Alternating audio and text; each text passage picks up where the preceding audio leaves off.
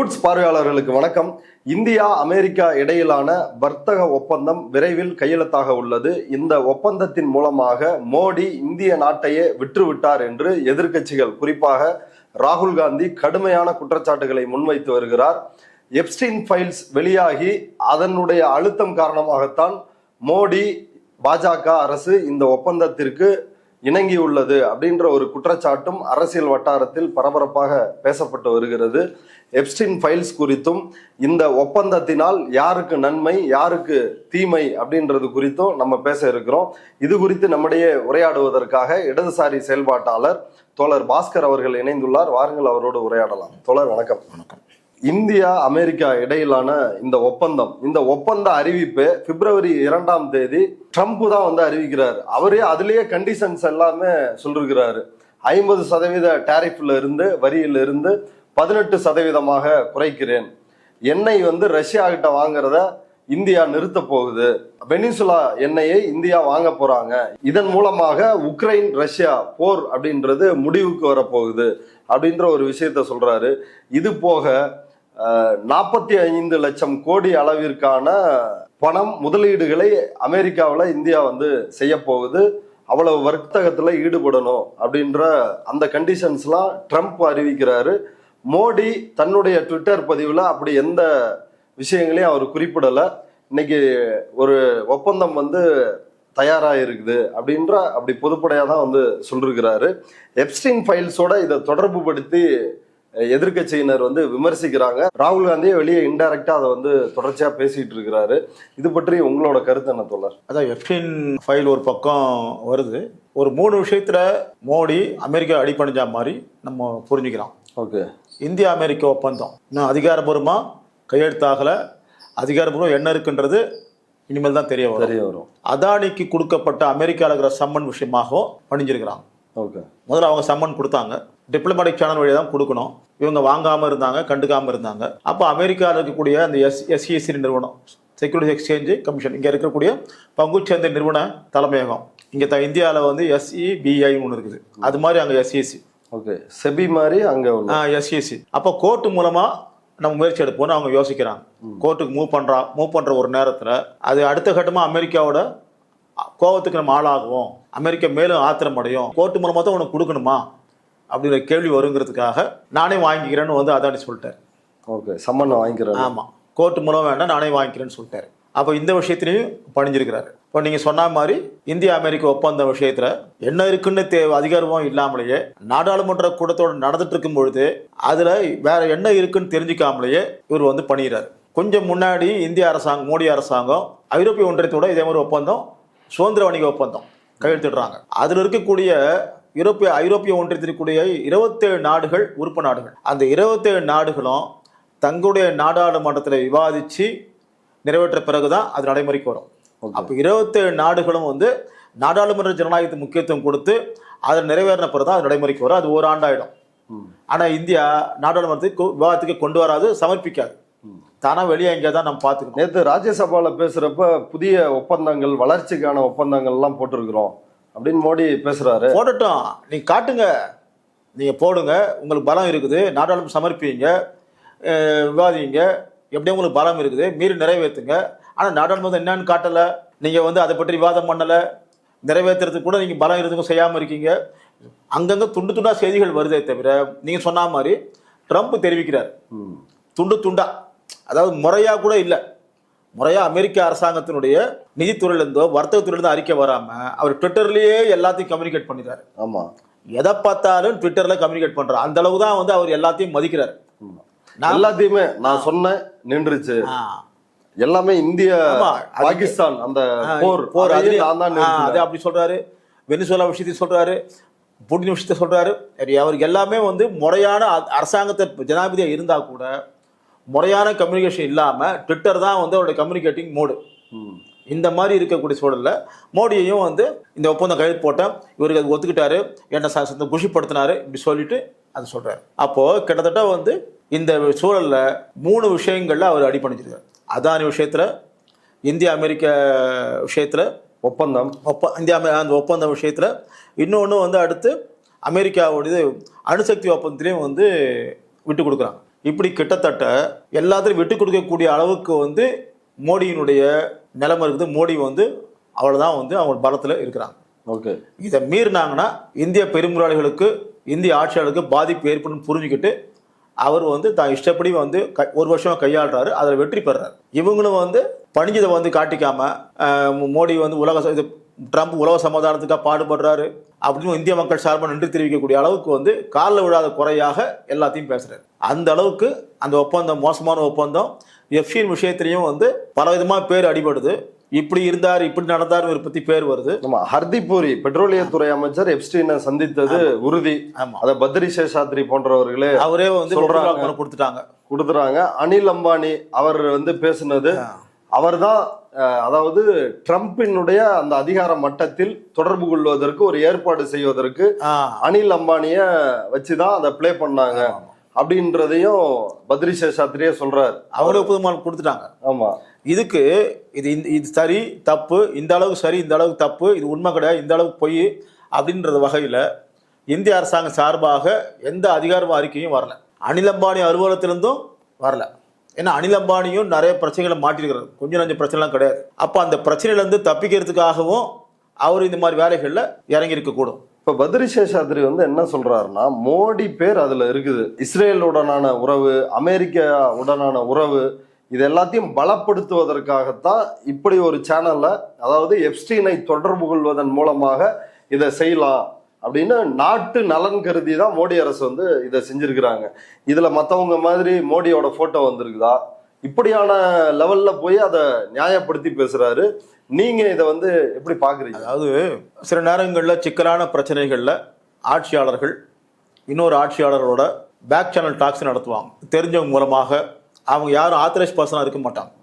வேற வகையில் வந்து இன்னொரு அரசாங்கத்தோட ஒரு நெருக்கமான உறவுல இருப்பாங்க, தனிப்பட்ட உறவுல நெருக்கமாக இருப்பாங்க. அவங்க மூலமாக நிறைய பேச்சுவார்த்தைகள் எப்போ நடக்குது உலக அளவில். அதுக்காக அப்படி முயற்சி எடுத்தால் வேற விஷயம். சரி, அது வந்து ஒரு வகையில் அதை கூட அதிகாரப்பூர்வ வடிவத்துக்கு அடுத்து கொண்டு வந்துடணும். என்னதான் வந்து இவங்க நினைக்கிறாங்க, என்ன மூட்ல இருக்காங்க, என்ன பல்ஸ் இருக்கான்னு தெரிஞ்சுக்கிறதுக்கு back channel talks, back channel diplomacy நடக்கும். ஆனால் இதில் எப்ஸ்டீன் விஷயத்தில் அந்த விஷயங்களை சாதிச்சுக்கிறதுக்கு, அந்த விஷயங்களை வந்து முடிவு கொண்டு வரதுக்கு தாங்கள் விரும்புகின்ற வகையில் இந்த தரப்போ அந்த தரப்பு முடிவு கொண்டு வர வகையில் கிட்டத்தட்ட வந்து பாலியல் சீரழிவு தன்மையில் வந்து சிறுமிகளை வந்து ஈடுபடுத்திக்கூடிய தன்மையில் ஏராளமான பெண்கள் வந்து சிறுமிகள் 200 பேர் சிறுமிகள் அடிபடுது. அது ஒரு வகையில் செய்யக்கூடாது. இப்போ அந்த 200 சிறுமிகள் பேர் அடிபடக்கூடிய அந்த ஃபைல்ஸை மட்டும் ரீடாக்ட் பண்ண போறான்னு சொல்றாங்க. அதை மட்டும் பிளாக் பண்ணுவாங்க, பேரை மறைச்சிருவாங்க. அப்போ ஏதோ ஒரு வகையில் அந்த வடிவத்தில் தான் வந்து இந்த காரியங்களை சாதிக்கிறதுக்கு முற்பட்டிருக்கிறாங்க. பொதுவாக நிறைய மிலிட்ரி கான்ட்ராக்ட்லாம் ஹை லெவல் எப்படி வந்து டிசைட் பண்ணுறாங்கன்னா, அந்த இராணுவ தடவாடம் தேவையா இல்லையான்னு பார்க்கறத விட பணம் கொடுத்து சிறுமிகள் பெண்களை வந்து சப்ளை பண்ணி நிறைய சாதிச்சுக்கிறக்கூடிய ஒரு போக்கு இருக்குது. அப்போ அந்த வகையில் இது நடந்திருக்குதோ அப்படிங்கிற மாதிரி கூட வந்து அந்த சந்தேகம் தான் இவ்வளோ பெருசாக பேசப்படுகின்ற விஷயமா இருக்குது. இன்னொன்று, இந்த சந்தேகம் ஏன் பலமாகுதுன்னா, இன்னும் இந்திய அரசாங்கம் திட்டவட்டமாக மறுக்கலை. எங்கள் நாட்டு பேர் கெட்டு போகுதுன்ற வகையில் இவங்க ஏதோ ஒரு வகையில் பெரிய அளவில் பலத்த கண்டனம் அமெரிக்க அரசாங்கத்துக்கு தெரிவிக்கல. இங்கே இருக்கக்கூடிய டெல்லி இருக்கக்கூடிய இந்திய தூதர்கிட்ட வந்து ஏங்க இந்த விஷயம் வந்து அதிகாரமற்ற வகையில் திட்டவட்டமாக இல்லாத வகையில் ஏன் இந்த ஃபைல்ஸ் லீக் ஆகுது, அது வந்து பிரச்சனைக்குரிய விஷயம் அப்படியும் வந்து இவங்க கண்டனத்தை தெரிவிக்கல. மாறா இல்லைன்ற சொல்லி 4 லைன் சொல்லி முடிச்சுக்கிறாங்க. ஜெய்சங்கர் போறாரு வராரு, அவர்கிட்ட இருந்து ஒன்றும் கிடையாது. அப்புறம் இதில் ஈடுபட்டிருக்கக்கூடிய தேசிய பாதுகாப்பு ஆலோசகர் அஜித் டோவல் அவரும் திட்டவட்டமாக இது மறுக்கல. அஜித் டோவலுக்கு தெரியாம, ஏன்னா 10 ஆண்டுகள்ல ஜெய்சங்கருக்கு தெரியாமலாம் இது நிறைய நடக்காது. அவங்க கிட்ட முறையாக எந்த கண்டனமும் வரல. பொதுவாக இந்த மாதிரி கண்டனம் வந்தாதான் குறைஞ்சபட்சம் வந்து நம்ம நம்ப முடியும். இவங்க அப்படி கூட கண்டனத்தை வந்து தெரிவிக்கிற, மாறாக மேலும் வந்து அமெரிக்க அரசாங்கத்தோட நெருக்கமாகின்ற வகையில் தான் நிறைய முடிவுகள் நோக்கி நகர்றாங்க. இது வந்துட்டு இருக்கக்கூடிய சூழலில் தான் இந்த இந்திய அமெரிக்க டீல் வந்து முடிஞ்சிருக்குது. வந்துட்டு இருக்கக்கூடிய ஆந்தி வேல் இருக்கும் பொழுது அதான விஷயம் இப்படி முடிவுக்கு வருது. ஓகே, அது மட்டும் இல்லாமல் இந்த டீலில் வந்து வெறும் பொருளாதாரம் மட்டும் இல்லை, 3 விஷயம். இந்திய அமெரிக்க வர்த்தக ஒப்பந்தத்தில் இறக்குமதி வரி ஏற்றுமதி சார்ந்த விஷயம் ஒன்று. அடுத்த $500 பில்லியன் இந்தியா அமெரிக்கிட்ட பொருள் இறக்குமதி பண்ண போகுது. இந்த இறக்குமதி வரியை வந்து 12% குறைச்சிது, 0% இல்லாமல் ஆக்குறது. இதுக்கு அப்பாற்பட்டு $500 பில்லியன் இந்தியா இறக்குமதி வந்து அடுத்த 5 ஆண்டுகளுக்குள்ள பண்ண போகுது. அதான் 45 லட்சம் கோடி. இது தவிர அதே $500 பில்லியன் அமெரிக்காவில் இந்தியா முதலீடு செய்ய போகுது. ஓகே. ஏன்னா அமெரிக்காவுக்கு வந்து பயங்கர மூலதன பற்றாக்குறை. அந்த மூலதன பற்றாக்குறையை வந்து அவர் எப்படி சமாளிக்கிறாருன்னா, இதை மாதிரி வந்து அடுத்த நாடு என் நாட்டை முதலீடு போடுங்க. எதனால மூலதன பற்றாக்குறை? அது உலகத்திலேயே வல்லரசு அப்படின்னு சொல்றாங்களே அமெரிக்கா. அப்போ அமெரிக்கா வந்து 2ஆம் உலகப் போருக்கு பிறகு வந்து இராணுவ தளவாடம் விற்பனை பண்ணக்கூடிய அளவுக்கு வந்து பொருளாதாரத்தை இராணுவமயமாக்கிடுச்சு. ஓகே. ஏன்னா அதில் தான் அதிக லாபம், உலகம் முழுக்க சந்தை. அதே நேரத்தில் இராணுவத்தை காட்டி உலக பொருளாதாரத்தை உலக ஆட்சியாளர்களையும் கட்டுப்படுத்தலாம். அதுக்காக அது பொருளாதாரத்தை இராணுவமயமாக்கிடுச்சு. அதனுடைய அங்கமாக 1965 வியட்நாம் மீது அமெரிக்கா போர் தொடுக்குது. போர் தொடுக்கும் போது அப்போ அமெரிக்க ஜனாதிபதியாக இருந்த கென்னடி இதில் முரண்படுறாரு, மாறுபடுறாரு. அப்போ CIA அவரை கொன்னுடுது. இது சினிமாவாக வந்திருக்குது. ஓகே. அடுத்து 7 ஆண்டுகளில் அப்புறம் இராணுவம் அங்கேயும் நீடிக்குது, வியட்நாம் நீடிக்குது. திரும்பி 1972 அப்போ இருந்த அமெரிக்க ஜனாதிபதி நிக்சன் இராணுவத்தை இவ்வளோ செலவு பண்ணுமான்ற அளவுக்கு அவரும் சற்று முரண்படுறாரு. அப்போ அவர் மேலே ஒரு ஊழல் குற்றச்சாட்டு கொண்டு வந்து அவர் பதவியிலக்க வைக்கிறாங்க. அதுக்கு பேர் தான் வாட்டர் கேட் ஸ்கேண்டல். அடுத்து 20 ஆண்டுகள் தொடர்ந்து அமெரிக்கா வந்து ரஷ்யாவோட ஒரு பனிப்போர் நடத்துது. அணு ஆயுதங்கள்லையா வாங்கி வாங்கி வாங்கி உற்பத்தி பண்ணி சமாளிக்குது. அந்த அளவுக்கு வந்து பொருளாதாரத்தை இராணுவமயமாக்கிடுச்சு. முறையான உற்பத்தி சார்ந்த பொருளாதாரத்தில் அது இல்லை. இன்னொன்று, வேற நாடுகளில் முதலீடு போட்டு மலிவான உழைப்பில் வந்து சம்பாதிக்க பார்க்குது. அமெரிக்காவோட முக்கியமான கம்பெனிகள் சீனாவில் முதலீடு போட்டு அங்கேருந்து மலிவாக வாங்கிக்கிறாங்க. தன்னுடைய நாட்டு மக்களுக்கு தேவையான அடிப்படையான பொருட்கள் கூட அது உற்பத்தி பண்ணாமல், ஏன் அது அமெரிக்க மக்களுடைய உள்ளாடைகள் சாதாரண பேண்ட் ஷர்ட் இங்கேருந்து போகுது, இந்தியாவில் தமிழ்நாட்டில் திருப்பூர்லேருந்து போகுது. இதான் இவ்வளோ பெரிய உலக வல்லரசு தன்னுடைய சொந்த மக்களுக்கு தேவையான அடிப்படையான அன்றாட தேவைகளுக்கான உடைகள் கூட அது உற்பத்தி பண்ணாமல் மலிவாக திருப்பூரில் வாங்கிக்கலாம், மலிவாக பங்களாதேஷில் வாங்கிக்கலாம், மலிவாக வியட்நாமில் வாங்கிக்கலாம்னு இறக்குமதி பண்ணுது. அப்போது ஒரு உருப்படி இல்லாத தேவையற்ற வகையில் அவருடைய பொருளாதாரம் வந்து மாறிப்போச்சு. இது ஒரு பக்கம். இதனால் அது கடனாளியாக மாறுது. கிட்டத்தட்ட 14 லட்சம் கோடி கடனாளி. அப்போ அந்த கடன் சமாளிக்கிறதுக்கு அது அமெரிக்க டாலரையே அச்சடிச்சு நெருது, பொருளாதார பலத்தை தாண்டி அச்சடிச்சிட்டு. இந்த அளவுக்கு பொருளாதாரம் வந்து பலவீனமாயிடுச்சு.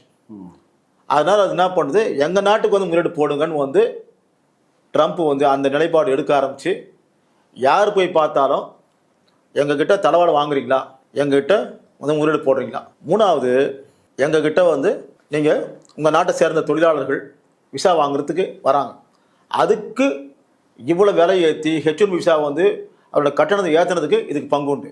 ஓகே. ஆண்டுக்கு இத்தனை பேர் வந்து இந்த விசாவில் வாங்கினாங்கன்னா, வேலைவாய்ப்பு விசாவில் வாங்கினாங்கன்னா அது ஒரு அமௌண்ட்டு தொடங்கும். அடுத்து கிரீன் கார்டு வாங்குறதுக்கு, அமெரிக்காவுடைய குடிமகன் ஆவதற்கு முன்னை விட பல மடங்கு அதிகமாக அமெரிக்க குடிமகன் ஆவதற்கான ஒரு கட்டணத்தை கொடுக்குறாரு. இத்தனை பேர் இத்தனை ஆண்டுகளில் வாங்கினாங்கன்னா இவ்வளோ அமௌண்ட்டு கிடைக்கும். இந்த 4 வகையில் தான் அமெரிக்க பொருளாதாரத்தை மேம்படுத்த முடியுமான்ற வகையில் ட்ரம்ப் முயற்சி எடுக்கிறாரு. அந்த வகையில் தான் அவர் அமெரிக்க இந்திய ஒப்பந்தம். அதான் அந்த வகையில் தான் இந்தியா கிட்ட வரியை வந்து குறைக்க வச்சாரு, கட்டாயப்படுத்தி. இந்தியாவுடைய மூலதனம் வந்து இந்திய அரசாங்கம் $500 பில்லியன் வந்து அமெரிக்கா இறக்குமதி பண்ண போது அதில் இராணுவ தளவாடங்களும் அடக்கம். அடுத்து அமெரிக்க பொருளாதாரத்தில் குறிப்பாக கருவூல பத்திரங்கள் இருக்கும். இந்தியா $500 பில்லியன் முதலீடு செய்ய போகுது. இது வந்து வெளியே வந்திருக்கக்கூடிய செய்திகள். இது அதிகாரபூர்வமாக ஒப்பந்தம் வந்து என்னென்ன விவரங்கள் அதில் வருதுன்னு பார்த்தா தெரியும். இந்த ஒப்பந்தத்தினுடைய இன்னும் சில முக்கிய அம்சங்கள் என்னன்னா, 18% 50% வரியிலிருந்து இந்திய பொருட்கள், அதாவது இந்தியாவிலிருந்து அமெரிக்காவுக்கு ஏற்றுமதி செய்யப்படக்கூடிய பொருட்களுக்கு 18% வரியும், அமெரிக்காவிலிருந்து இந்தியாவுக்கு வரக்கூடிய பொருட்களுக்கு வரியே இல்லை, 0% டாரிஃப் அப்படின்றதையும் ட்ரம்ப் வந்து அறிவிச்சிருக்கிறாரு. அப்போ இது முழுக்க முழுக்க இந்திய சந்தைகளை கைப்பற்றி விடும். குறிப்பா விவசாயிகளுக்கு மிகப்பெரிய ஆபத்து வந்து இருக்குது. பால் பொருட்கள் வரப்போகுது, சோயாபீன்ஸ், இந்த மாதிரி நிறைய பொருட்கள் வந்து வரப்போகுது. அமெரிக்காவில் மானிய விலையில உற்பத்தி பண்ணி இங்க வர்றதுனால அது இந்திய சந்தை முழுக்க நம்முடைய உற்பத்தி அப்படின்றது ஒழிச்சு கட்ட போறாங்க அப்படின்னு சொல்றாங்களே, அதுல என்ன நடக்கும் தோழர்? அதுல உங்களோட இப்போ போன வாரத்துக்கு முந்தைய வாரம் கடந்த ஓராண்டு கால அமெரிக்காவுடைய அந்த வரி விதிப்பு கொள்கை அறிவிப்பு காரணமாக திருப்பூர் பொருளாதாரம் படுத்துச்சு. அப்போ அதனால சென்ற வாரம் கூட சென்னையில் வந்து திருப்பூர் எப்படி படுத்து போச்சுன்னு வந்து ஒரு பத்திரிகையாளர் சந்திப்பு கூட நடந்துச்சு. இப்போ இந்த ஒப்பந்தம் திட்டவட்டமாக நடைமுறைக்கு வருகின்ற பட்சத்தில் அதிகமான எண்ணிக்கையில் விவசாய பொருளாதாரம் பாதிக்கப்பட்டு பால் பண்ணை பொருளாதாரத்தில் இருக்கக்கூடியவங்களும் வந்து அவங்களும் பாதிக்கப்படக்கூடிய அளவுக்கு வரப்போகுது. ஏன்னா அமெரிக்காவில் இருக்கக்கூடிய அமெரிக்காவோட விவசாய பொருட்கள் எல்லாமே வந்து பெருவித உற்பத்தி இருக்கக்கூடியவங்க. சராசரியாக குறைஞ்சபட்சம் 200 ஏக்கர் இல்லாமல் அங்கே யாரும் விவசாயம் பண்ண மாட்டாங்க. இந்தியாவில் சராசரியாக 87 விழுக்காடு விவசாயிகள் வந்து குறு சிறு விவசாயிகள் தான். 1/2 ஏக்கர் 3/4 ஏக்கர் 1 ஏக்கர் தான் இருக்கும். இன்னும் சொல்ல அதிகபட்சம் ஒரு 5 ஏக்கருக்குள்ள இருக்குமா? அது அதிகபட்சம் கொஞ்சம் பேர் அதிகமாக இருப்பாங்க, 5 ஏக்கருக்கு மேலே கூட இருப்பாங்க. ஆனால் சராசரியாக அதிகமாக இருப்பது 5 ஏக்கருக்குள்ளதான். 1 ஏக்கர் 2 ஏக்கர் அதான் அதிகம். அதனால விவசாயம் கட்டுப்படி ஆகலைன்னு வந்து ஏராளமான ஏக்கர் நிலங்கள், லட்சக்கணக்கான ஏக்கர் நிலங்கள் விவசாயம் பண்ண முடியாமல் இருக்காங்க, விற்கவும் முடியாமல் இருக்கிறாங்க. அப்போ இங்கே சிறுவீத விவசாய பொருளாதாரம் இருக்கிறதால அமெரிக்காவிலிருந்து பொருள் வந்துச்சுன்னா, காய்கறி வந்ததுன்னா, பழங்கள் வந்ததுன்னா அதிகமாக பாதிக்கப்படக்கூடியது இந்த விவசாயிகள் தான். விவசாயிகள் கிட்டத்தட்ட 25 கோடி பேர் இருக்கிறாங்க. 25 கோடி பொருளை விவசாயிகள் வந்து பாதிக்கப்பட்டு ரோட்டில் தூக்கி எறியப்படுவாங்க. ஏற்கனவே இப்படி இருக்கிறதால தான் கடந்த 30 ஆண்டுகளில் லட்சக்கணக்கான விவசாயிகள் தற்கொலை நடந்துச்சு. இனி விவசாயிகள் தற்கொலை அதிகமாகும், விவசாய பொருளை மேலும் நசியும். கிராமப்புற விவசாய பொருளாதாரத்தில் அமெரிக்காவுடைய மூலதனம் வந்து குவிஞ்சு நாங்கள் இங்கேயே மலிவாக வந்து காய்கறி உற்பத்தி பண்ணிக்கிறோம், அரிசி நெல் உற்பத்தி பண்ணிக்கிறோம் வருவாங்க. இதனால் இந்த குறிப்பிட்ட ஒப்பந்தத்தை டெல்லியில் 1 வருஷம் போராடிய ஐக்கிய விவசாயிகள் முன்னணி இதை எதிர்த்து நாங்கள் திரும்பி போராடுறது இறங்க போகிறோன்னு அறிவிச்சிட்டாங்க. ஓ ஆமா, பழைய பாணியிலேயேவா? ஆமா, இன்னும் அந்த எதிர்த்து போராடணும்னு சொல்லிட்டாங்களே தவிர போராட்ட வழிமுறை இன்னும் அறிவிக்கிற திட்டவட்டம் என்னைக்கு ஆரம்பிக்க போறாங்க, எங்க ஆரம்பிக்க போறாங்க, போராட்ட வழிமுறை பற்றி இன்னும் முடிவு எடுக்கல. அதை நோக்கி நகரம். ஏன்னா திரும்பி உத்தரப்பிரதேச தேர்தல் வரப்போகுது. சோளம், சோயாபீன்ஸ், பருப்பு, ஆப்பிள், பால் பொருட்கள் அப்படின்னு இது நேரடியாவே இது இந்தியாவில் உற்பத்தி. ஏற்கனவே இங்க ஆப்பிள் வந்து நிறைய அங்கிருந்து வருது. இப்போ நவீனமாக இருக்கக்கூடிய ஹோட்டல்கள்லாம் வந்து பெரும்பாலும் வந்து அமெரிக்கானது வர்றது தான். நம்ம சும்மா சரண பவனில் சாப்பிடுவோம், ரோட்டோரத்தில் சாப்பிடுவோம். அதற்கு மேலே இருக்கக்கூடிய ஹோட்டலுடைய சாப்பிட்றது ஆப்பிள் போன்ற பழங்கள்லாம் வெளியிருந்து வருது. அதே மாதிரி நம்ம அதிகமாக சாப்பிடக்கூடிய சாக்லேட் போன்ற வகையில் கூட இனி வந்து அவங்க சாக்லேட் வரும். அடுத்து அவங்க இங்கேவும் சாக்லேட் மார்க்கெட்டை பிடிப்பாங்க. பெரிய பெரிய ஹோட்டலில் பெரிய பெரிய இடங்கள்ல இருக்கக்கூடியவங்களாம் வந்து அமெரிக்காவில் இம்போர்ட் பண்ணிய சாக்லேட்டு போன்ற அந்த ப்ராசஸ்டு ஃபுட்ஸ் தான் அதிகமாக சாப்பிட ஆரம்பிக்கிறோம். இனி ப்ராசஸ்டு ஃபுட் மார்க்கெட்டு அதிகமாக மாறும். ஓகே, ரெடிமேடாக இருக்கும், நம்ம அப்படியே போய் சாப்பிட்டுக்கலாம், வாங்கி சாப்பிட்டுக்கலாம். அதுதான் இனி குக்குடு ஃபுட் வந்து படிப்படியாக வந்து குறையும். இதை ஒட்டி நோயினுடைய பரவலும் அதிகமாக வரும். குக்குடு ஃபுட் தான் நல்லது. ஏற்கனவே இங்கே இருக்கக்கூடிய இந்தியாவுடைய பெருநிறுவனங்களே வந்து ப்ராசஸ்டு ஃபுட்டை வந்து விற்க சொல்லி தான் நெருக்கடி கொடுக்குறாங்க.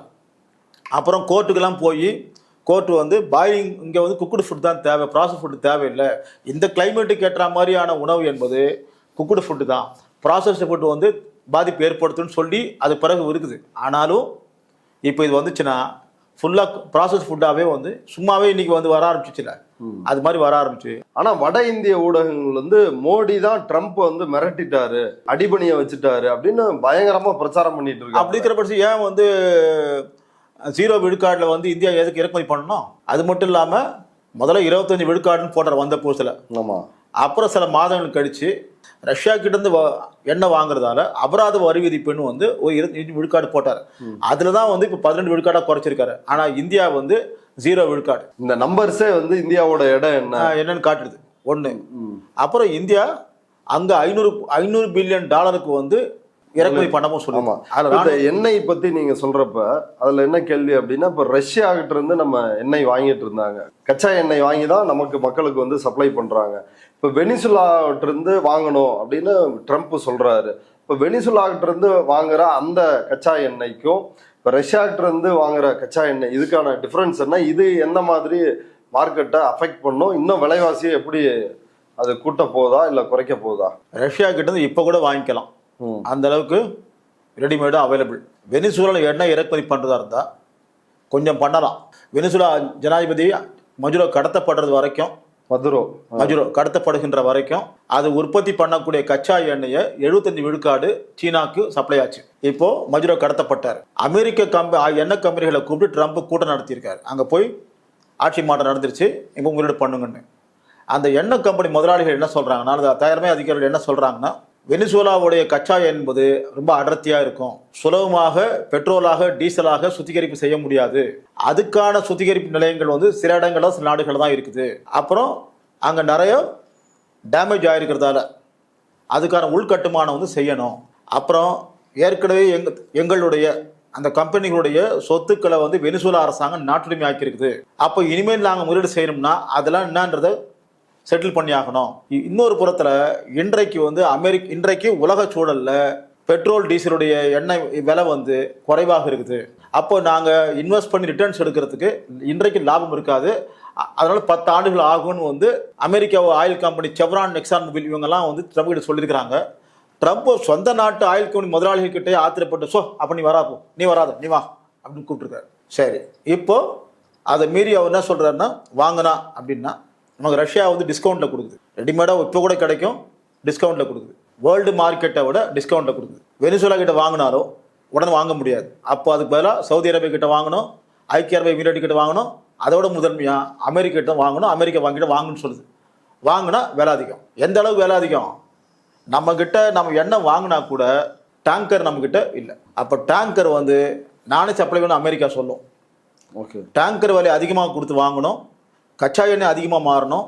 அமெரிக்காவிலேருந்து இந்தியாவுக்கு வந்து இங்கே அது பெட்ரோலா டீசலாக வந்து சுத்திகரித்து அப்புறம் தான் மார்க்கெட் வரும். அப்போ விலைவாசி அதிகமாகும், உணவுப் பொருள் விலை அதிகமாகும், காய்கறி விலை அதிகமாகும், மருந்து பெட்ரோல் டீசலை சார்ந்து இந்தியா பொருளாதாரமே இயங்குறதால எல்லாமே விலை அதிகமாகும். மேலும் இந்திய பொருளாதாரம் பாதிக்கப்படும். அப்போ இங்கே இருக்கக்கூடிய எண்ணெய் இதுக்கெல்லாம் வந்து செலவு பண்ணுறதுக்கு வந்து பணம் இல்லாமல் போயிடும், ஆராய்ச்சிக்கு பணம் இல்லாமல் போயிடும். அப்போ திரும்பியும் வந்து முன்ன இருந்தா மாதிரி ஒரு பக்கம் அமெரிக்கா, இன்னொரு பக்கம் சவுதி அரேபியாவில் இம்போர்ட் பண்ணி தான் ஆகுன்ற அளவுக்கு வந்து இந்த ஒப்பந்தம் மிக மோசமான விளைவை வந்து ஏற்படுத்த போகுது. இப்போ எதிர்கட்சிகள் இப்போ நாடாளுமன்றத்தில் விவாதிக்கவே மோடி தயாராக இல்லை, மக்களவைக்கு அவர் வரவே இல்லை, கேட்டால் அவரை வந்து தாக்க முயற்சி பண்ணாங்க அப்படின்னு ஓம் பிர்லா அவருக்காக விளக்கம் சொல்றாரு. ராஜ்யசபாவில் போய் எனக்கு சவக்குழி வந்து தோண்ட நினைக்கிறாங்க அப்படின்ற ரேஞ்சுக்கு மோடி வந்து பேசுறாரு. அப்ப இந்த பிரச்சனையை எப்படி எதிர்கட்சிகள் வந்து கையாளணும்? பேசவே இடம் இல்லை, என்ன செய்ய போறாங்க? உங்களுடைய கருத்து என்ன? எப்பவுமே மோடி மாதிரியான ஆட்சியாளர்கள் இறுதி ஆயுதமாக தன்னை கொல்ல வராங்கன்னு பூச்சாடி காட்டுவாங்க. சாதாரணமான சூழல்ல மக்கள் போராடினாங்கன்னா தீவிரவாதி, பயங்கரவாதி, அது இது அந்த குண்டு இந்த குண்டு வச்சுட்டாங்க, வைக்க போறாங்கன்ற அளவுக்கு பூச்சாண்டி காட்டுவாங்க. மைய நீரோட்டத்திற்கக்கூடிய அரசியல் கட்சி போராடினாங்கன்னா மோடி எடுக்கக்கூடிய ஆயுதம் இதுதான். இதை வந்து கொஞ்ச நாளைக்கு சொல்லுவார். எதிர்கட்சிகள் செய்ய வேண்டிய விஷயம் என்னன்னா, நாடாளுமன்றத்தை வந்து பேசுறான், அமளி பண்றாங்கன்னு சொல்லி முடக்கிறாங்க, எல்லாம் பண்ணிடுறாங்க. அப்போ ஒரே வழி, அந்த ஐக்கிய விவசாயிகள் முன்னணி வந்து ஒரு ஆண்டு டெல்லியை ஸ்தம்பிக்க வச்சா மாதிரி திரும்பி களத்தில் இறங்கி காங்கிரஸ் போன்ற கட்சிகள் கூட, நாடாளுமன்றத்தில் கூட மைய நீரோட்ட கட்சிகள் கூட திரும்பி போராட்டம் பண்ணாதான் மோடி எதிர்கொள்ள முடியுங்கிற அளவுக்கு நிலைமை இருக்குது. ஒரு பக்கம் இந்த எதிர்கட்சிகளை எஸ்ஐஆர் மூலமாக வந்து ஆட்சிக்கு வரவிடாமல் தடுக்கிறாங்க, இன்னொரு புறத்தில் அவங்கள நாடாளுமன்றத்தில் பேச விடாமல் முடக்கிறாங்க. என்னை கொல்ல வரான்னு பூச்சாண்டி காட்டி செய்கிறார். ஏன்னா அடுத்து நடக்க இந்த ஆண்டு 3 சட்டமன்ற தேர்தல் வருது, அது முக்கியமானது. அடுத்து உத்தரப்பிரதேசக்கான சட்டமன்ற தேர்தல் வருது. அப்புறம் கட்சிக்குள்ளேயும் அவருக்கு முன்னை விட கொஞ்சம் நெருக்கடி அதிகமாகிடுது, ஆட்சியிலையும் வந்து நெருக்கடி அதிகமாகுது. அதனால மோடி இப்படி காட்டி தான் தற்காப்பு தன்மையில தான் தப்பிச்சிக்க முடியும்னு நினைக்கிறார். ஒருத்தர் இருந்து பார்க்கலாம் தோழர், இந்த டீல் வந்து ஓரிரு நாட்கள்ல முடிவாயிரும் அப்படின்னு பியூஷ் கோயல் வந்து சொல்லிருக்கிறாரு. அதுக்கு பிறகு நம்ம திரும்பவும் பேசுவோம். இவ்வளவு நேரம் நம்முடைய பார்வையாளர்களுக்காக நேரத்தை ஒதுக்கி கருத்துக்களை பகிர்ந்துட்டு ரொம்ப நன்றி.